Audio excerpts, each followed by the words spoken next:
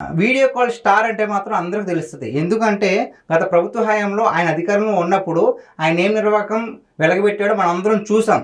So ఆయన కూడా మాట్లాడుతుంటే మనం వినాల్సి వస్తుంది. చూసారా, ఇది మన దౌర్భాగ్యం చెప్పుకోవచ్చు. ఇంకేమన్నారు చూద్దాం.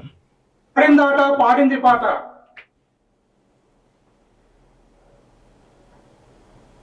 నీవు ఇలానే చేసుకుంటూ పోతే ఖచ్చితంగా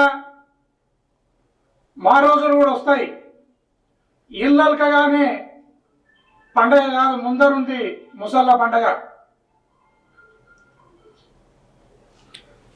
ఈయనేమంటున్నారంటే మా రోజులు కూడా వస్తాయి, మీరు ఎలాగే రాజకీయాలు చేస్తుంటే కనుక మా రోజులు వచ్చినప్పుడు మేము చూపిస్తామని చెప్తున్నారు.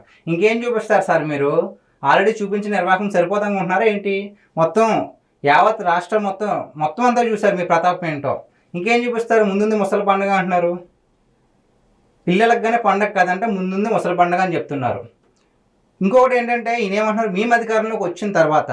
సో ఒక క్లారిటీ ఏంటంటే సార్, మీరు ఇలాంటి చేష్టలు చేసి ఇలాంటి మాటలు మాట్లాడి ఉన్న 5 సంవత్సరాల మంచి సమయాన్ని ప్రజలకు ఉపయోగించకుండా, ప్రజలకు మంచి పని చేయకుండా మీ వికృత రాజకీయాలు చేశారు కాబట్టి ప్రజలు మీకు ఒక స్ట్రాంగ్ రిప్లైగా 11 సీట్లు ఇచ్చారు.